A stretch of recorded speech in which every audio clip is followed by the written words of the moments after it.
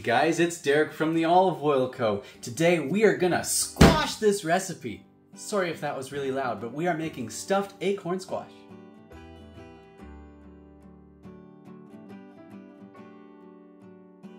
For this recipe, you will need just a nice extra virgin olive oil. It can be a medium or robust intensity, or one that's your favorite, as well as the Gravenstein apple white balsamic. This is just, it's got beautiful fruity flavor to it, and it's gonna go nice with our stuffing for the acorn squash. So let's get to it.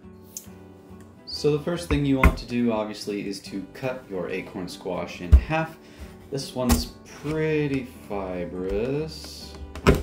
Okay, finally. Okay, let's get to the next step, which is to core out the inside. You want to remove the guts and the seeds from your squash.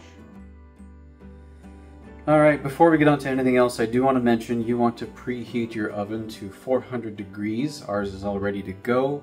Once you have your squash halves, you want to take your olive oil. We're using a nice robust one today. The Coratina, we're drizzling some into each of these.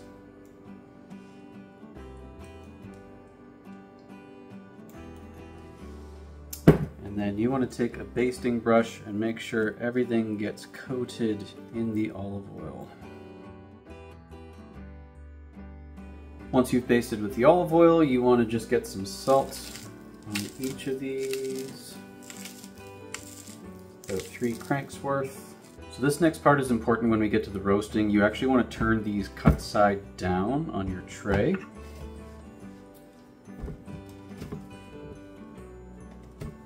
And then we are going to pop these in our brand new oven for 30 to 45 minutes depending on the thickness of your squash.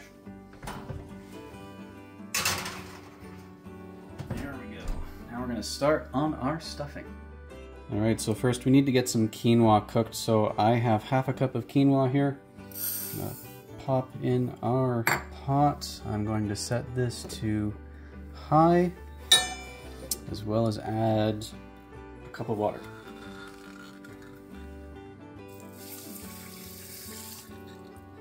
I'm just going to give it a little bit of a stir. And if you're not sure, quinoa does cook in about 15 to 20 minutes. While the quinoa is cooking with the rest of the stuffing, we are going to start with a 1/4 cup of dried cranberries. You will also need a 1/4 cup of roasted pumpkin seeds. And when it comes to the green onion and the parsley, you need roughly a 1/4 cup each.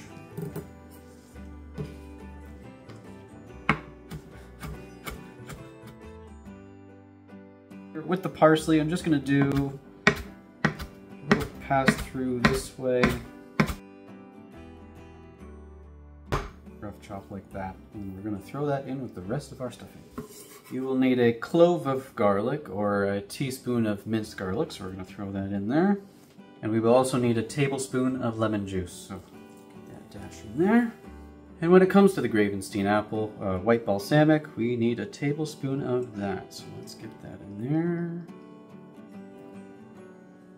So we can soak in with everything. Perfect. And we're going to set this aside.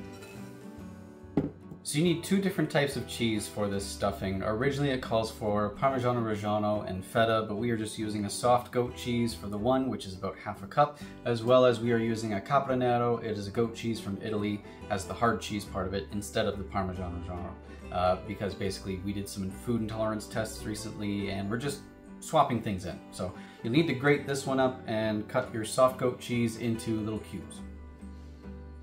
So we did pull our squash out of the oven. It is perfectly caramelized. We are still going to cook it a little bit more though. Before we get to that, we actually took our cooked quinoa. We've added a 19 fluid ounce can of chickpeas to this.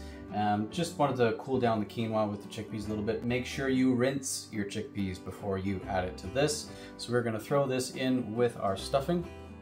The chickpeas will add a nice extra bit of protein to this.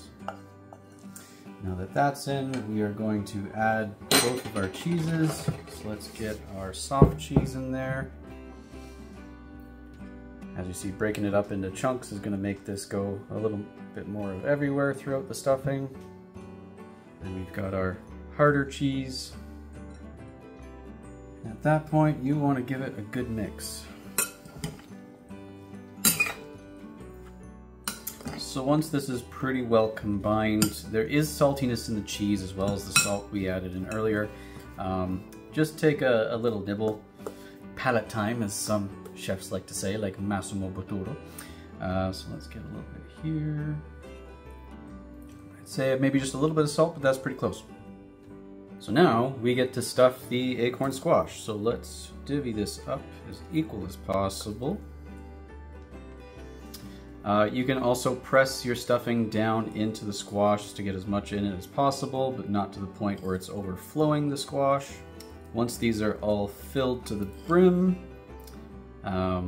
you want to cook these for 15 to 18 minutes or until the stuffing turns nice and golden and crispy. At this point you may be saying, Derek, there's still a lot more stuffing in here. Well, I'll tell you where to stuff it. On your plate underneath the squash when you go to serve it. It's been a while since I've done this, but hello! The timer just went off, so let's pull our squash out of here. Oh, look at that nice golden on top. Love it, love it.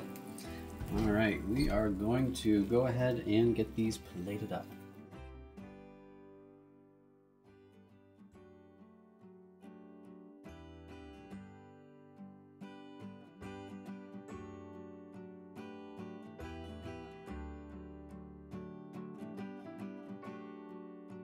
Oh, I love seeing all that golden color on top. And just to finish things off, because you can never have too much olive oil, I'm just going to do a little olive oil drizzle right on top.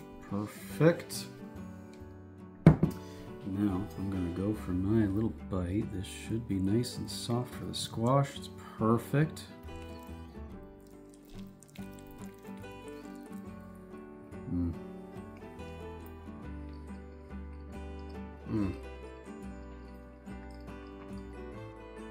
So much going on there. You've got the nice caramelized squash, you've got the cheesiness, the bright flavors of the Gravenstein apple balsamic. We're gonna go stuff ourselves with these stuffed squashes. We'll see you guys next time. I hope you enjoyed this video. Also, tell us what other balsamics you maybe used with this one. You could also use like the cranberry pear or nice fall flavors like the cinnamon pear dark balsamic. But enjoy.